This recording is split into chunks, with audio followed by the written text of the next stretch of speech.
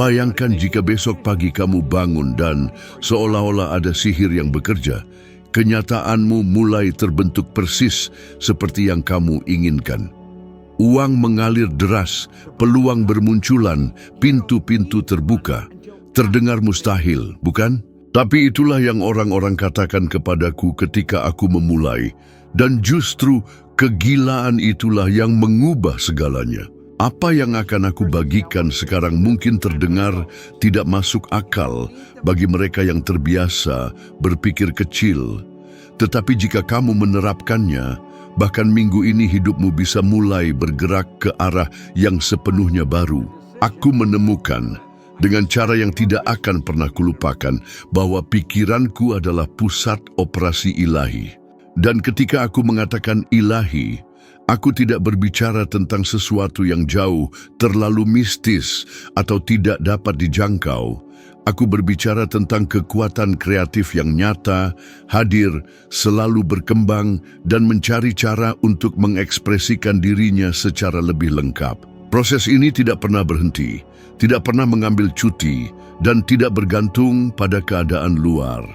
Satu-satunya hal yang bisa membatasi ekspansi ini adalah program mental yang kamu pelihara, baik secara sadar maupun tidak sadar.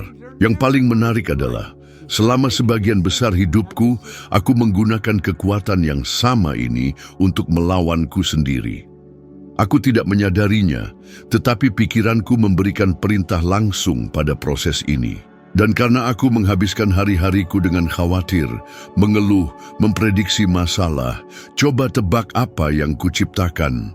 Lebih banyak alasan untuk khawatir, lebih banyak situasi untuk dikeluhkan, dan lebih banyak masalah yang harus kuselesaikan. Itu bukan kesialan, bukan takdir kejam, melainkan program yang kupasang sendiri. Aku masih ingat jelas suatu masa ketika aku bangun dengan beban di dadaku. Sebelum kakiku menyentuh lantai, pikiranku sudah menembakkan kalimat, "Hari ini akan sulit, kamu tidak akan bisa membayar semuanya, uang akan kurang, waktu juga akan kurang." Dan itulah yang terjadi persis. Pernahkah kamu sadar bahwa ketika kamu memulai hari seperti itu, seolah-olah semua hal bersekongkol untuk memperburuk keadaan? Mobil rusak, muncul tagihan tak terduga, seseorang menelepon membawa kabar buruk. Itu bukan kebetulan. Itu adalah pikiranmu yang beroperasi pada frekuensi yang salah dan memberikan persis apa yang kamu proyeksikan. Saat itulah aku mulai memahami bahwa jika proses internal ini selalu berkembang dan mencari ekspresi yang lebih lengkap, setidaknya aku harus mengubah jenis perintah yang kukirimkan. Aku mulai memberi makan pikiranku dengan gambar dan kata-kata yang berbeda. Bukan sekadar berpikir positif secara dangkal, tetapi benar-benar menempatkan diriku secara mental dalam kenyataan yang ingin kuciptakan. Aku menutup mata dan membayangkan diriku sudah hidup di dalam skenario yang kuinginkan, merasakan emosinya, dan berkata pada diriku sendiri, "Aku sangat bahagia dan bersyukur sekarang karena pikiranku menciptakan semua yang kuinginkan, selalu untuk ekspansi dan ekspresi paling lengkapku." Awalnya, rasanya aneh. Pikiran lama yang terbiasa dengan kekurangan berkata, "Kamu sedang menipu dirimu sendiri." Tetapi perlahan, sesuatu mulai berubah. Dan aku tidak hanya merasa lebih ringan atau lebih optimis, hal-hal nyata mulai terjadi.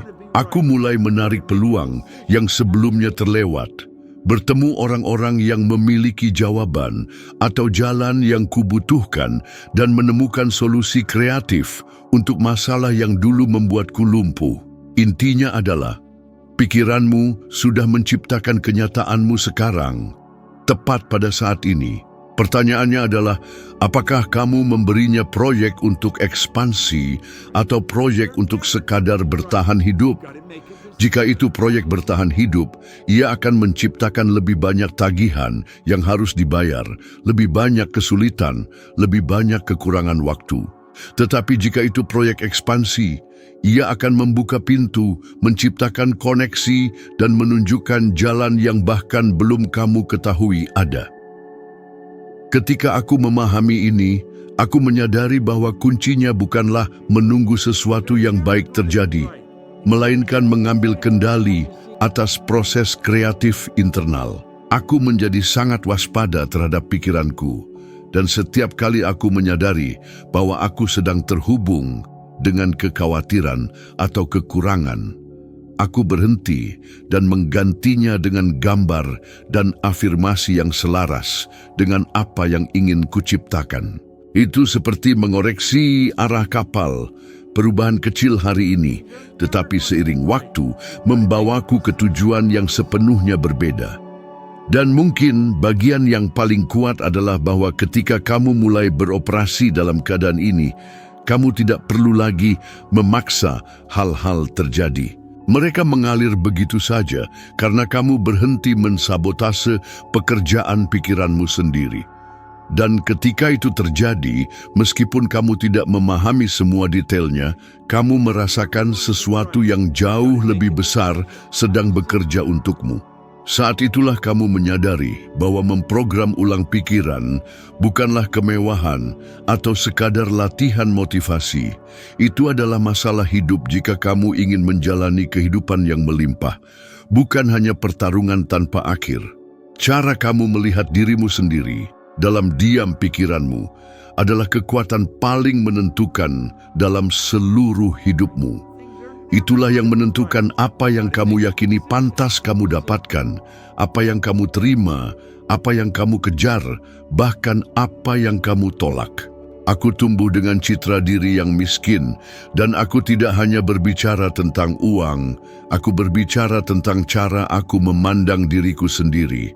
Aku melihat diriku sebagai seseorang yang terbatas, tanpa sumber daya, tanpa masa depan. Dan seperti cermin yang tak terhindarkan, hidupku menampilkan kembali gambaran itu kepadaku. Citra diri adalah seperti termostat di sebuah rumah. Tidak peduli jika karena keberuntungan suhu naik sebentar, jika termostat diatur rendah, ia akan bekerja untuk mengembalikan semuanya ke pola lama. Dan itulah yang terjadi pada kebanyakan orang. Mereka mungkin mengalami momen kemakmuran, mendapatkan sedikit lebih banyak, meraih sesuatu yang baru. Tetapi jika mereka tidak mengubah cara mereka memandang diri mereka sendiri, semua itu akan hilang dengan satu atau lain cara. Aku hidup bertahun-tahun mengulang siklus yang sama, meraih kemenangan kecil, tetapi segera kembali stagnan. Dan lebih buruk lagi, aku menciptakan pembenaran untuk itu. Aku berkata pada diriku sendiri bahwa hidup memang seperti ini, bahwa aku harus menerima kenyataanku. Tetapi kenyataannya, aku hanya membela citra mental yang membuatku tetap terjebak. Pernahkah kamu sadar bahwa ada orang-orang yang sangat berbakat cerdas dengan peluang luar biasa, tetapi tetap menyabotase diri mereka sendiri? Itu karena jauh di dalam, citra yang mereka miliki tentang diri mereka tidak sesuai dengan kesuksesan yang bisa mereka raih. Mereka tidak percaya bahwa mereka pantas mendapatkannya.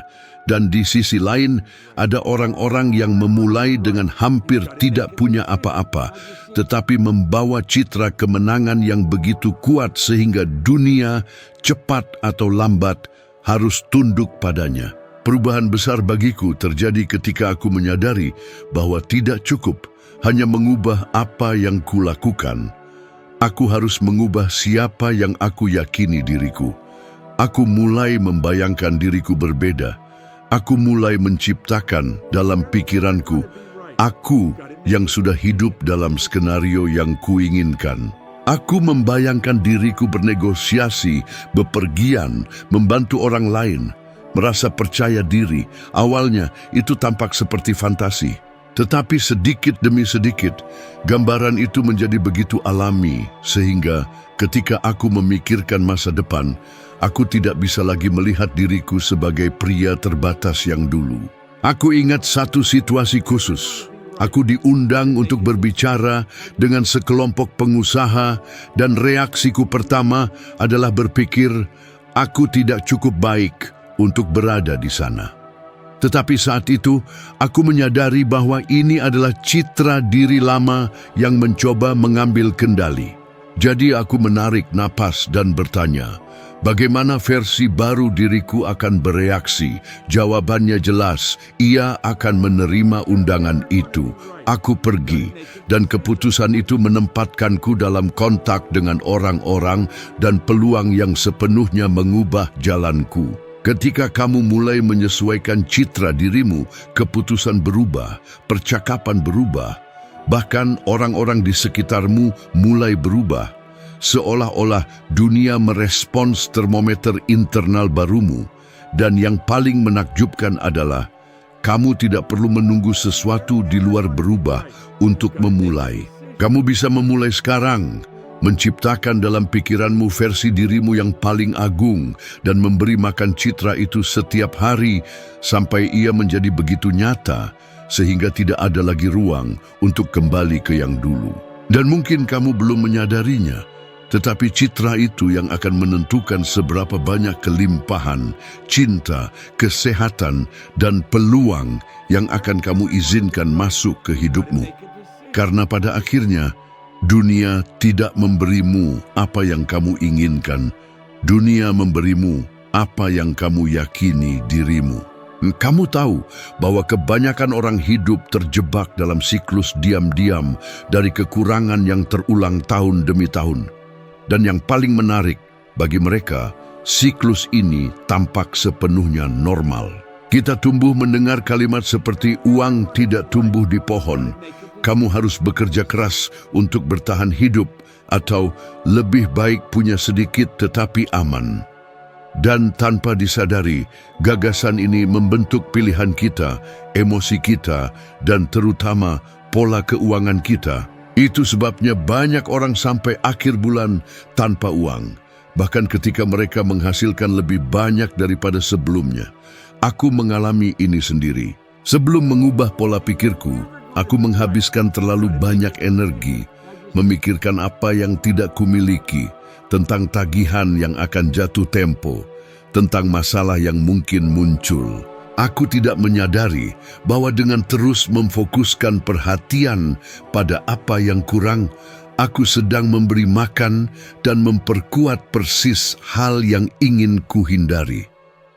Pikiranku diprogram untuk menemukan dan menciptakan lebih banyak alasan untuk mengonfirmasi kekurangan itu. Titik balik terjadi ketika aku menyadari bahwa jika pikiran secara alami kreatif, ia akan selalu menemukan lebih banyak dari apa yang kamu masukkan ke radar. Ketika aku memulai perusahaan jasa kebersihan pertamaku, aku tidak punya uang untuk investasi, tidak punya pendidikan formal, tidak punya pengalaman di bidang itu.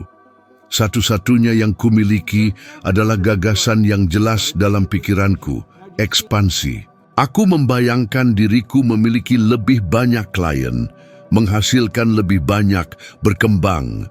Aku tidak membiarkan diriku membuang energi untuk membayangkan kegagalan atau hambatan. Dan pada akhir tahun pertama itu, aku telah menghasilkan lebih dari 1.600.000.000 rupiah, sesuatu yang tidak pernah terbayangkan oleh versi lamaku. Sebagian besar orang tidak pernah memutus siklus kekurangan karena mereka percaya bahwa mereka harus memiliki lebih banyak uang dulu baru bisa berpikir melimpah. Tetapi justru sebaliknya, kamu harus berpikir melimpah dulu agar uang dan peluang muncul. Itu seperti menanam. Kamu tidak menunggu panen datang baru memutuskan menanam benih. Jika kamu ingin memutus pola ini, kamu perlu mengubah fokus. Tanyakan pada dirimu setiap hari, apa yang sedang berjalan baik sekarang? Apa yang sudah berfungsi? Apa yang bisa kuciptakan hari ini yang akan memperluas hidupku? Pertanyaan-pertanyaan ini mengarahkan pikiranmu untuk mencari solusi, ide, dan koneksi yang sebenarnya sudah ada dalam jangkauanmu, tetapi yang diabaikan oleh program lamamu. Aku melihat orang-orang di sekitarku membuat transformasi luar biasa hanya dengan mengubah cara mereka berhubungan dengan uang. Orang-orang yang dulu selalu berkata tidak mungkin menabung, dan dalam beberapa bulan mulai menyisihkan sebagian dari penghasilannya. Bukan karena mereka memenangkan lotre, tetapi karena mereka mulai bertindak seperti seseorang yang sudah hidup dalam kelimpahan. Dan sedikit demi sedikit peluang muncul untuk mengonfirmasi identitas baru ini. Kenyataannya, kekurangan tidak hanya ada di rekening bank, tetapi dimulai di pikiran. Dan selama kamu terus bereaksi terhadap hidup berdasarkan ketakutan akan kekurangan, kamu akan terus menciptakan kembali situasi yang sudah kamu kenal. Tetapi ketika kamu mulai berpikir dan bertindak seperti seseorang yang hidup untuk berkembang, siklusnya berubah. Dan ketika itu berubah, kamu menyadari bahwa tidak pernah ada kekurangan peluang, hanya pola mental yang belum kamu putuskan untuk hancurkan. Takut sebenarnya adalah salah satu kekuatan terkuat yang kita miliki, tetapi hampir semua orang menggunakannya dengan cara yang salah. Ia seperti listrik, bisa menerangi seluruh kota atau membakar segalanya jika salah arah. Kebanyakan orang membiarkan rasa takut bekerja melawan mereka, membuat mereka lumpuh, menahan keputusan, menjaga mereka tetap terjebak di tempat yang sama. Yang sedikit orang sadari adalah bahwa rasa takut bisa diubah menjadi bahan bakar murni untuk pertumbuhan jika kamu tahu cara menggunakannya. Aku belajar ini saat aku harus membuat keputusan yang tampak terlalu besar untuk diriku saat itu. Setiap kali peluang baru muncul, reaksi pertamaku adalah merasakan sesak di dada. Sebuah suara berkata, bagaimana jika gagal? Bagaimana jika kamu jatuh? Bagaimana jika semua orang menertawakanmu? Suara itu tampak protektif, tetapi sebenarnya itu hanyalah pikiranku yang mencoba menjagaku tetap berada di zona aman, zona yang sama yang membuatku tidak puas dan terbatas. Saat itulah aku menyadari bahwa rasa takut bukan musuh yang harus dihilangkan, tetapi sebuah sinyal. Ia menunjukkan dengan tepat di mana hambatan yang harus kutembus. Aku mulai mengubah makna yang kuberikan pada perasaan itu. Alih-alih menafsirkannya sebagai peringatan untuk berhenti, aku mulai menafsirkannya sebagai kompas yang menunjuk ke arah yang harus kutuju. Jika sesuatu membuatku takut, di sanalah ada ruang untuk pertumbuhan. Aku ingat satu kejadian khusus yang membekas dalam hidupku. Seorang teman mengajakku untuk ikut dalam pertemuan dengan para pengusaha berpengaruh, orang-orang yang kukagumi dan yang sebelumnya hanya kulihat dari jauh. Reaksi pertamaku adalah berpikir bahwa aku tidak siap. Tetapi saat itu, aku mengajukan satu pertanyaan sederhana pada diriku. Apa yang akan lebih menyakitkan 5 tahun dari sekarang? Mencoba dan mungkin tidak sempurna, atau menolak dan tetap berada di tempatku sekarang? Jawabannya jelas. Aku pergi ke pertemuan itu. Aku gemetar di dalam, tetapi saat aku berbicara dan bertukar ide, aku sadar mereka hanyalah manusia seperti aku. Pengalaman itu membuka pintu dan koneksi yang masih memengaruhi hidupku sampai hari ini. Itulah intinya. Rasa takut adalah energi. Jika kamu menekannya, energi itu membusuk di dalam dirimu, menciptakan frustrasi, penyesalan, dan perasaan hidup yang tidak lengkap. Tetapi jika kamu mengarahkannya ke tindakan, energi yang sama berubah menjadi keberanian. Dan keberanian bukan berarti tanpa takut, tetapi bertindak meskipun takut. Banyak tokoh yang kita kagumi melewati hal ini. Pikirkan tentang Oprah Winfrey, yang pada awalnya memiliki semua alasan untuk mundur menghadapi kesulitan dan prasangka yang dia hadapi. Dia menggunakan rasa takut sebagai dorongan untuk mengatasi dan membangun sesuatu yang jauh lebih besar daripada dirinya sendiri. Bukan karena dia tidak takut, tetapi karena dia memutuskan untuk bertindak meskipun takut. Jika kamu ingin mengubah hidupmu, kamu harus mulai melihat rasa takut secara berbeda. Tanyakan pada dirimu, apa yang ingin ditunjukkan oleh perasaan ini? Bagian mana dari hidupku yang siap untuk diperluas, tetapi masih kuhindari? Gunakan ini sebagai peta. Dan yang terpenting, pahami bahwa rasa takut tidak bisa dihindari setiap kali kamu berada di hadapan sesuatu yang benar-benar penting. Masalahnya bukan menghilangkannya, tetapi melatih diri untuk mengubahnya menjadi gerakan. Dan ketika itu terjadi, kamu akan menemukan bahwa pencapaian terbesarmu tersembunyi tepat di balik hal-hal yang paling menakutkan bagimu. Tidak ada yang berubah sampai kamu benar-benar memutuskan bahwa kamu akan berubah. Dan aku tidak berbicara tentang mencoba, karena mencoba hanyalah latihan, alasan yang digunakan pikiran untuk menjaga segalanya tetap sama. Aku berbicara tentang keputusan yang tegas, tak tergoyahkan, yang memutus kepercayaan dan perilaku lama. Sebuah keputusan yang kamu buat dengan seluruh jiwamu, berkomitmen untuk menciptakan kenyataan baru bagi dirimu sendiri, terlepas dari apa yang terjadi di sekitarmu. Keputusan ini memiliki kekuatan hampir ajaib karena ia adalah titik awal dari setiap transformasi sejati. Aku ingat dengan jelas saat aku memutuskan bahwa aku tidak akan pernah lagi bekerja karena terpaksa. Aku tidak punya uang, tidak punya jaminan, tinggal di kamar kecil yang sempit, tetapi keputusan itu mengubah segalanya. Tiba-tiba, segalanya mulai bergerak, pintu yang tampak terkunci mulai terbuka, dan peluang muncul di tempat yang tidak pernah kubayangkan. Dan itu tidak terjadi karena keberuntungan, itu terjadi karena ketika kamu memutuskan, seluruh alam semesta mulai bersekongkol untuk mendukungmu. Keputusan ini menuntutmu melampaui keinginan dangkal yang terbiasa menyerah di hadapan rintangan pertama. Kamu perlu membuat keputusan yang begitu mendalam sehingga ia menghapus setiap pikiran untuk kembali ke pola lama. Seolah-olah kamu berkata pada dirimu sendiri, aku memilih kebebasan, aku memilih kelimpahan, aku memilih menciptakan hidupku dengan caraku dan tidak ada yang akan membuatku mundur. Mulai saat itu, pikiranmu, tubuhmu, dan tindakanmu selaras dengan pilihan ini. Kamu mulai bertindak dengan kejelasan dan kekuatan yang sebelumnya tidak kamu miliki. Dan keputusan ini tidak boleh samar. Sebaliknya, ia harus jelas, spesifik, ditulis dalam bentuk sekarang, seolah sudah menjadi kenyataan. Tulis, aku adalah pencipta peluang.